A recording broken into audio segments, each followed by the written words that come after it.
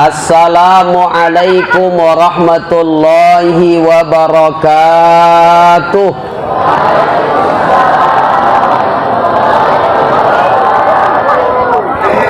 Mohon izin Bapak Ibu, saya berdakwah malam hari ini tak bisa lama.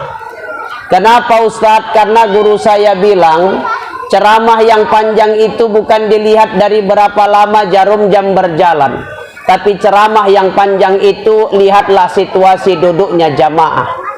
Kalau kaki jamaah sudah ganti posisi duduk 3 kali, maka berhentilah ceramah. Karena jamaah lebih memikirkan asam uratnya daripada ceramahnya. Jadi saya sambil ceramah nengok bapak-bapak, nengok ibu-ibu. Kalau udah ada yang selonjor sambil ngusuk-ngusuk kaki, langsung kita doa. Nabi Ayub 7 tahun sakit parah, tapi apa yang hebat? Dia tak pernah mengeluh, tapi malah dia menambah kualitas ibadahnya. Dia sakit, tapi dia selalu bersyukur kepada Allah. Kita gimana mau bersyukur? Nggak dapat bagian PKH saja, kantor desa di demo. Tapi orang sana Bu, bukan orang sini. Orang sana. Cuman katanya yang sana itu pindahan dari sini. Kalau yang hadir malam hari ini sudah berumah tangga, kita doakan rumah tangganya sakinah mawaddah warahmah. Karena Allah mencontohkan rumah tangga itu Pak dalam Quran cuma 4 macam. Pertama, rumah tangganya Nabi Nuh alaihi salam. Rumah tangga Nabi Nuh gimana Ustadz? Suaminya soleh, istrinya zolim. 950 tahun usia Nabi Nuh, 500 tahun dia berdakwah, tapi istrinya tak ingin patuh kepada Nabi Nuh alaihi salam. Apa maknanya Ustadz? Hari ini juga banyak laki-laki yang soleh, tapi wanitanya, istrinya tidak soleha. Apa bukti istrinya tidak soleha Ustadz? Berapa banyak perempuan-perempuan hari ini, wanita-wanita hari ini yang suaminya rajin di masjid, tapi istrinya selalu kemana-mana buka aurat. Betul? Banyak suaminya yang rajin ke masjid, tapi istrinya kalau pergi undangan make upnya tebalnya naudzubillah. Bu, maaf ya, perempuan itu begitu mulia di mata Allah. Tapi kadang-kadang yang merendahkan perempuan itu bukan laki-laki, tapi yang merendahkan perempuan itu sendiri. Perempuan itu mulia. Apa buktinya Ustaz? Pertama, ketika Allah menciptakan Nabi Adam alaihi salam, kemudian Nabi Adam merasa kesepian, dia meminta teman, maka Allah menitipkan Hawa yang diambil dari tulang rusuknya, jadilah Hawa. Apa maknanya Ustaz? Perempuan diciptakan dari tulang rusuk, tapi betapa hebatnya perempuan. Berapa banyak perempuan sekarang sanggup jadi tulang punggung dalam keluarganya. Betul? Perempuan tuh hebat Ustaz. Apa buktinya? Nabi yang bilang, apa kata Nabi? Al-jannatu tahta aqdamil ummahat. Surga itu diletakkan di bawah telapak kaki ibu. Makanya Bu, maaf, kalau udah punya suami itu bersyukur. Nggak apa-apa suami nggak ganteng, yang penting suaminya soleh. Kedua, rumah tangga dicontohkan Allah itu Pak, rumah tangganya Fir'aun. Sezolim-zolimnya Fir'aun Pak, istrinya wanita soleha namanya Asiyah. Siapa istri Fir'aun Pak? Asiyah. Jadi kalau ada orang tua ngasih nama anaknya Asiyah, berarti dia kepingin anaknya jadi wanita yang soleha. Saya pernah ditanya sama jamaah, Ustadz Sulaiman dah punya anak, udah berapa? 4. Eneng wedo, eneng sito. Dikei nama Asiyah Ustadz? Tidak. Jadi Zahira Salsabila. Kenapa nggak Ustadz kasih nama Asiyah? Apakah nama Asiyah itu jelek? Tidak. Jadi kenapa Ustadz nggak kasih nama dia Asiyah? Saya takut. Takut kenapa Ustadz? Nanti suaminya Fir'aun. Tengok Islam mengatur rumah tangga itu. Bagaimana Ustadz ngatur rumah tangga Islam? Bohong tuh haram. Sepakat? Bahkan Nabi katakan ayatun munafiqis salas. Idza haddasa kadzdzaba wa idza wa'ada akhlafa wa idza tumina khana. Tanda orang munafik itu 3. Bila berkata dia bohong, janji diingkari, dipercaya berkhianat. Tapi kata Nabi ada 3 bohong yang dibolehkan. Salah satunya Ustaz, boleh suami bohong untuk menyenangkan hati istri. Boleh suami bohong untuk menyenangkan hati Maka bersyukur kalau punya istri yang soleha. Jadi suami yang soleh, istri yang soleha. Jangan kayak Abu Lahab, suaminya zolim, istrinya zolim. Tapi jadilah seperti Nabi Ibrahim, suaminya soleh, istrinya soleha. Ibrahim itu kaya, sederhana, tapi Allah puji rumah tangganya. Kenapa? Soleha. Ibrahim, bu, lama nikah nggak punya anak. Istri pertamanya Ibrahim namanya Sarah. Nengok Ibrahim kepingin punya anak, dia peka, dibilangnya sama suaminya. Kalau bahasa kita gini, Pak, Bang, maafkan adik nggak bisa ngasih anak. Kalau abang mau nikah lagi, nikahlah bang. Tapi adik yang nyarikan jodohnya. Boleh, kata Ibrahim.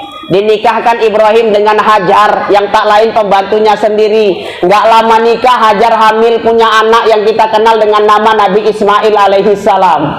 Ibrahim soleh, istrinya soleha, tuh bahagia. Hidup sederhana tapi bahagia. Buat apa, bu, hidupnya kaya raya, tapi kadang-kadang cinta kita kepada dunia lebih besar daripada cinta kita kepada Allah. Betul?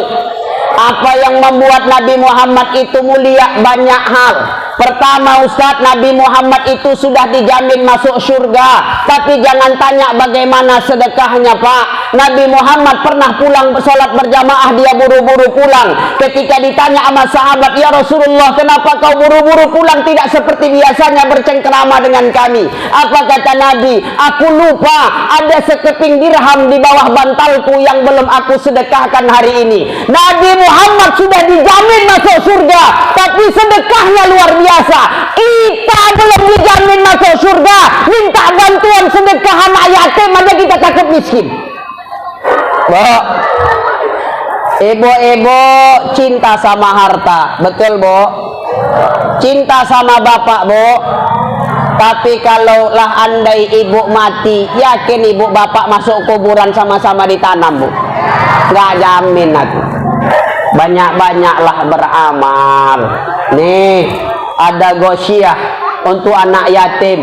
Kata Nabi, ana wa kafilul yatimi fil jannati hakaza. Saya dengan orang yang menyantuni anak yatim dalam surga itu seperti jari tengah dengan jari telunjuk. Apa maknanya, Ustaz? Derajatnya nggak jauh beda. Sumbangkan rezeki kita sebagian untuk membantu anak-anak yatim. Nanti anak-anak yatim ini ada yang bisa jadi ustaz, ada yang bisa hafal Quran, ada yang bisa membaca tilawah Al-Quran, mengalir pahalanya kepada kita walaupun kita meninggal dunia.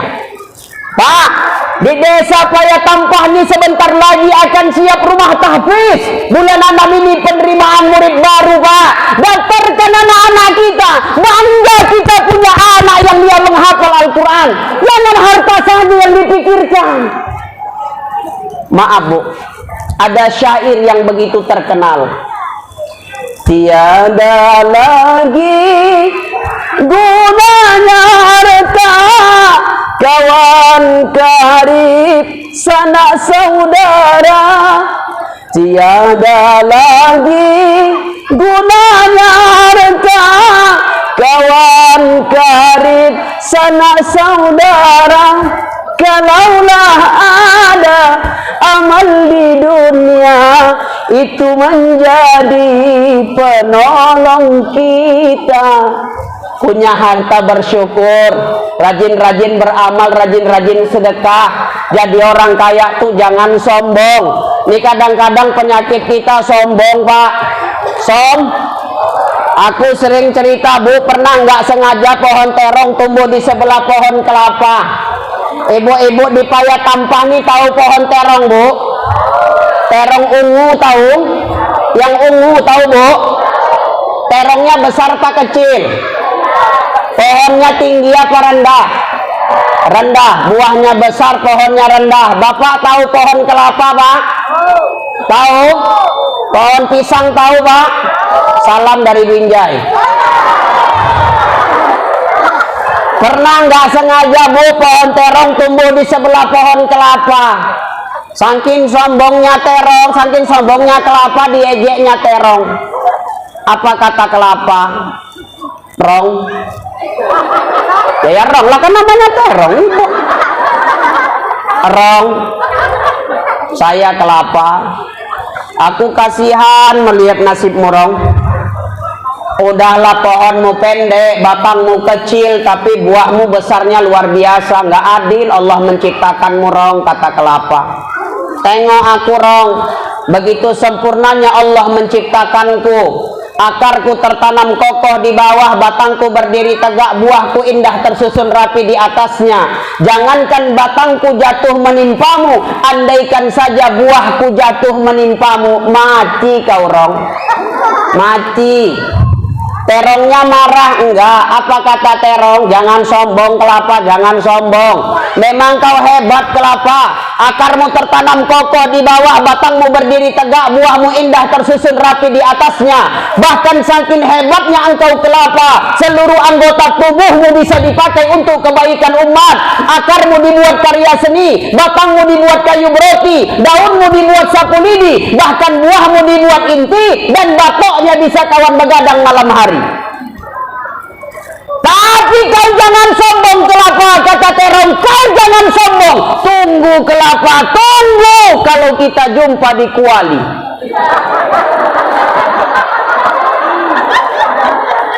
Tunggu kelapa kalau kita jumpa di Kuali. Namaku yang luan disebut, bukan namamu kelapa. Betul, Bu? Tak percaya Bapak, besok tanyalah sama Ibu. Kau nyayor apa, Dek? Terong. Diapain? Digulai. Gak pernah orang ditanya, Ibu nyayor apa? Kelapa. Diapain? Nih, diterongin. Enggak. Cukuplah terong dicabein, jangan kelapa diterongin. Ini pertama hebatnya Nabi. Kedua, apa yang membuat Nabi itu layak dimuliakan, Pak? Nabi itu sudah dijamin masuk surga, tapi jangan tanya masalah ibadahnya. Kita belum ada yang jamin masuk surga, tapi kadang-kadang sholat pun masih sering kita tinggalkan. Betul, Pak? Hari ini orang hanya sibuk bangun masjid besar, tapi ketika azan berkumandang di masjid, jangankan yang rumahnya jauh dengan masjid, yang dekat masjid pun tak datang. Aku cuman bilang orang sana, Pak. Bukan orang sini, orang sana. Cuman katanya orang sana itu pindah kemari. Bu, Allah suka orang tua yang ibadah, tapi Allah lebih suka anak muda yang ibadah. Betul, Pak? Kenapa gitu, Ustaz? Kalau anak muda yang ibadah gerakannya sempurna. Anak muda umur 20, 30, kalau andai dia sholat, Bu, gerakannya rata, Bu, sempurna, angkat takbir, Allahu Akbar, sempurna. Rukuknya lurus. Kata Nabi, kalau diletak bejana di belakangnya, enggak tumpah air tuh. Tapi coba tengok yang umurnya dah 75, dah 72, apa? Kadang-kadang rukuk bahu kanan sama bahu kiri aja enggak rata, enggak sama. Kenapa gitu, Ustaz? Karena udah ada encok. Ini masih muda, nggak mau sholat, udah tua baru tobat. Tobatnya pas kapan, Ustaz? Masuk bulan Ramadan. Oh, Pak, bulan Ramadan banyak orang yang tobat loh, Pak. Nggak percaya Bapak, tengok yang terawih minggu pertama Ramadan, Pak. Jangankan dalam masjid, teras penuh. Ya, banyak-banyak ibadah tuh, jangan nunggu tua. Kalau masih ada yang muda, yo ibadah. Allah suka lihat anak orang tua yang ibadah, tapi Allah lebih suka lihat anak muda yang ibadah. Dua, Nabi dijamin masuk surga, tapi hubungannya sama Allah luar biasa. Tiga, Nabi dijamin masuk surga, tapi hubungannya sesama manusia juga luar biasa. Bu, Nabi sama orang non muslim, tetap santun, tetap ramah, dicaci maki sama wanita tua dari kaum kafir. Ketika kaum kafir itu dia nggak lihat, ternyata sakit, Nabi menjenguknya dan mendoakan kebaikan. Itu akhlak Nabi. Kita ngakunya cinta Nabi, kita ngakunya cinta Muhammad, tapi jangankan beda agama, beda partai aja gaduh. Jangankan beda agama, jiran tetangga aja nggak cakapan. Makanya baik-baik sama tetangga, ini pertama. Kedua, Ustadz, baik-baik sama saudara kandung, abang, adik, kakak. Nih kadang-kadang maaf Pak, berapa banyak saudara sekandung, satu ayah satu mak nggak cakapan. Berapa banyak saudara kandung, abang beradik, abang berkakak musuhan. Lebih sedihnya lagi abang beradik musuhan gara-gara apa Ustadz? Merebutkan harta warisan orang tua. Nangis orang tua itu dalam kuburnya. Kenapa? Tunggang langgang dia cari duit. Tuh anak tinggal nikmati aja gaduh.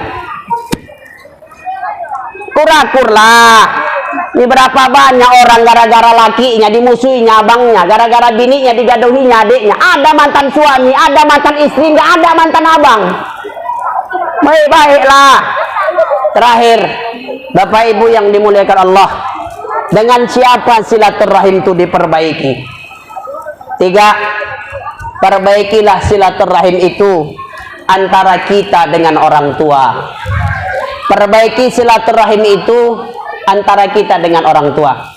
Maaf Pak, pepatah berkata, kalau orang tua kaya anak jadi raja, tapi kalau anak yang kaya orang tua sering jadi pembantu di rumah anaknya sendiri. Satu orang tua bisa membesarkan 2, 3, 4, 5 bahkan 6 anaknya, tapi 6 anak itu belum tentu sanggup mengurusi satu orang tuanya di hari tua menjelang kematiannya. Pak, jangan tanya bagaimana jasa ayah dengan kita, jangan tanya bagaimana jasa emak dengan kita. Ibu, ada orang yang berkata, Ustadz, ayahku nggak sayang kepadaku. Kenapa? Kalau aku cerita sedih di hadapannya dia nggak ikut sedih. Kalau aku menangis di hadapannya dia nggak ikut nangis. Ayahku nggak sayang sama aku. Kau salah kawan. Ayahmu tak menangis di hadapanmu bukan karena dia tak sayang kepadamu, tapi karena dia takut terlihat lemah di hadapanmu. Kalau kau pergi, air mata ayahmu lebih banyak daripada air mata yang kau jatuhkan. Begitulah ayah. Dulu ada seorang anak kecil yang selalu dibawa ayahnya sholat subuh berjamaah. Dulu ada seorang anak kecil yang selalu dibawa ayahnya sholat subuh berjamaah. Ketika masuk waktu sholat, ayahnya azan. Ayahnya azan. Lalu kemudian mereka sholat subuh berjamaah di masjid. Pulang dari masjid, ayahnya berkata, "Nak, ayah kepingin jadi imam sholat, tapi ayah nggak punya ilmu. Ayah pingin berkhutbah di atas mimbar, tapi ayah nggak punya ilmu. Nak, suatu hari kaulah jadi imam sholat di masjid." Bu, ketika anak kecil itu berusia 9 tahun, kelas 4 SD, ayahnya meninggal dunia. Ayahnya meninggal dunia. Tak ada lagi ayah yang membawanya sholat subuh berjamaah. Tak ada lagi ayah yang dia dengar azannya di waktu subuh. Ayah itu telah tak ada. Tapi Pak, saya yakin ayah itu bahagia. Saya yakin ayah itu bahagia. Kenapa? Karena anak kecil itu hari ini ada di hadapan Bapak Ibu sekalian. Anak kecil itu sedang berdakwah di hadapan Bapak Ibu sekalian. Saya anak kecil yang dari kecil ayah saya meninggal dunia. Sedih. Berbahagialah kalau kita masih punya orang tua. Kalau dia jauh, telepon dia, tanya kabarnya, "Mama apa kabar? Ayah apa kabar?" Kalau dia sakit, datangi, rawat dia, jenguk dia. Kalau kita istri izin dengan suami, "Bang, aku izin ngerawat mama, mama sakit bang, karena dulu mama yang nyekolahkanku." Kalau bapak seorang laki-laki bilang sama istri, "Dek, abang nengok mama ya, jenguk mama ya, ngasih uang belanja mama ya." bahagiakan orang tua kita selagi masih ada. Nanti kalau orang tua kita nggak ada, air matamu banyak kau tumpahkan, nggak ada artinya, nggak ada artinya. Apalagi ayah mak itu ada dekat kita, sebelah rumah kita, satu rumah dengan kita. Bahagiakanlah, bahagiakanlah. Pak, Rasul katakan, la'anallah man sabba abahu, la'anallah man sabba umahu. Allah melaknat orang durhaka sama ayahnya, dan Allah melaknat orang durhaka sama ibunya. Contoh Uwais Al-Qurni, Pak. Laki-laki miskin yang sangat dicintai Nabi. Kenapa? Karena Uwais punya seorang ibu dan dia sangat mencintai ibunya. Suatu hari ibunya berkata, Uwais, ibu pingin berangkat ke Mekah nak, melaksanakan ibadah haji. Uwais nggak tahu dengan apa diberangkatkannya ibunya, harta dia nggak punya, unta dia nggak punya. Uwais gendong mamanya ke Mekah, dia gendong mamanya ke Mekah 3 bulan lamanya, bahkan bahunya sampai lecet dan berdarah karena lamanya menggendong ibunya ke Mekah. Setelah itu, kabar itu disampaikan kepada Rasulullah. Ya Rasulullah, sungguh Uwais Al-Qurni telah menggendong ibunya ke Mekah ya Rasul 3 bulan lamanya, bahkan bahunya sampai lecet dan berdarah karena lamanya menggendong ibunya ke Mekah. Sudahkah semua itu impas kalau dia membayar kasih sayang dan cinta yang diberikan ibunya kepadanya? Apa kata Nabi? Jangankan seorang anak menggendong orang tuanya ke Mekah, andai ada hari ini anak yang menggendong orang tuanya mengelilingi besarnya dunia ini, semua itu nggak cukup kalau dia mau membayar kasih sayang dan cinta yang diberikan ayah ibunya kepadanya. Bapak Ibu, Nabi katakan ridallah fi ridal walidain wa sukhtullah fi sukhtil walidain. Ridhonya Allah ada pada ridhonya kedua orang tua, dan murkanya Allah ada pada murkanya kedua orang tua. Mari sejenak kita berdoa, mohonkan ampunan buat mereka, mendoakan mereka dalam kesehatan. Semoga mereka dijadikan Allah orang tua yang bahagia punya anak seperti kita. Dan mudah-mudahan nanti di surga Allah kumpulkan kita dengan mereka dalam kebahagiaan yang abadi.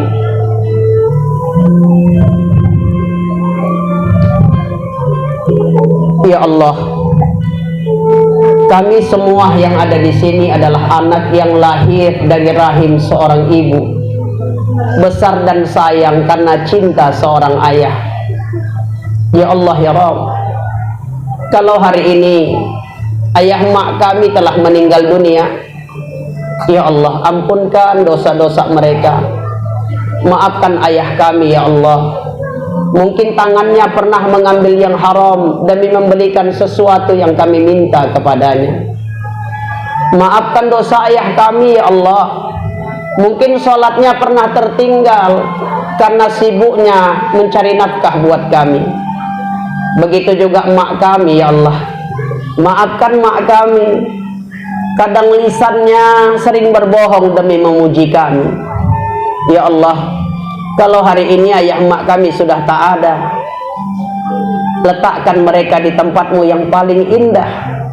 Sampaikan salam kami kepada keduanya. Ayah, minta maaf kami ya, waktu ayah hidup kami lupa membahagiakan ayah. Maafkan kami mak, mungkin kami pernah berkata kasar sama mama, kami pernah mencaci mama, padahal pengorbanan kalian luar biasa. Engkau luar biasa ayah, kau kerja pagi siang sore malam, melepuh tanganmu ringkih, badanmu terbakar kulitmu, kau lelah bekerja ya. Tapi ketika kau pulang ke rumah, kau tetap tersenyum, menggendong kami, ngajak kami beli jajan, ngajak kami naik sepeda. Engkau hebat. Tapi maafkan kami ya, gara-gara istri kami lupa mengurusmu, gara-gara suami kami lupa merawatmu. Engkau juga hebat mak. 9 bulan kau kandung kami dalam rahimmu, kau lahirkan kami bersimbah darah, bertaruh nyawa. Kadang kau malam tak tidur menjaga kami karena takut kami digigit nyamuk. Mak itu hebat. Tapi maafkan kami, kami pernah berkata kasar kepadamu. Ya Allah ya Rabb, kalau hari ini ayah mak kami masih ada, atau salah satu di antara keduanya, kalau hari ini orang tua kami sedang sakit, sehatkan mereka ya Rabb, panjangkan umurnya, agar kami bisa berbakti dan membahagiakannya di akhir usia tuanya. Ya Allah ya Rabb, kalau hari ini orang tua kami sedang jauh, jaga dia ya Allah, jaga mereka ya Allah dengan ridha-Mu ya Rabb. Kami sayang dan cinta kepada mereka ya Allah. Ya Allah, 1000 kebaikan mereka kami lupakan karena satu kesalahan mereka terhadap kami. Ya Allah ya Rabb, sebahagian dari kami di sini adalah orang tua yang punya anak. Titipkan sama kami anak-anak yang salih dan salihah. Jadikan anak-anak kami anak-anak yang menyenangkan hati kami ya Allah. Jadikan anak-anak kami yang selalu membahagiakan kami pada saat kami lelah ya Rabb. Karena kami bekerja setiap hari buat mereka. Tak banyak yang kami minta dari anak-anak kami. Kami tak minta anak kami bangunkan kami rumah yang besar. Kami tak minta anak kami kasih kami uang yang banyak. Melihat mereka bahagia saja, kami lebih bahagia ya Allah. Walaupun mereka lupa kepada kami. Tapi satu yang kami mohon ya Rabb, satu yang kami harapkan ya Rabb, ketika nanti maut datang menjemput kami, ketika kematian datang menjemput kami, ya Allah, izinkan tangan anak kami yang memandikan jenazah kami, agar tak terbuka aib andai ada aib di tubuh kami. Ya Allah, izinkan tangan anak kami yang membalutkan kain kafannya sebagai balas budi mereka dulu ketika mereka kecil, kami yang memakai baju mereka ketika mereka tak bisa pakai baju sendiri. Ya Allah ya Rabb, ketika jenazah kami hendak disalatkan, kami ingin melihat anak laki-laki kami yang berdiri sebagai imam salatnya. Dia akan tadahkan tangannya mohonkan ampunan buat kami. Ya Allah ya Rabb, ketika jenazah kami hendak dimasukkan di liang lahat, izinkan tangan anak laki-laki kami menjadi tangan terakhir yang meletakkan jenazah kami ke liang lahat itu. Pelan-pelan dia letakkan kami, pelan-pelan dia tutup kami dengan papan, pelan-pelan dia timbun kami dengan tanah. Ya Allah, waktu itu pasti akan datang, saat itu pasti akan tiba. Ketika waktu itu datang ya Allah, kami titipkan kepadamu anak-anak kami. Jagalah mereka dalam iman dan takwa, karena kami ingin bersama mereka bukan hanya di dunia, tapi kami ingin bersama dengan anak-anak kami, dengan istri-istri kami, dengan suami kami, selamanya dalam kebahagiaan di dalam syurga-Mu ya Allah. Selamanya di dalam syurga-Mu dengan kebahagiaan ya Rabb. Kabulkan ya Rabb, kabulkan ya Rabb. Rabbana atina fid dunya hasanah wa fil akhirati hasanah wa qina adzaban nar. Wa sallallahu wa sallam alaihi walhamdulillahi rabbil alamin.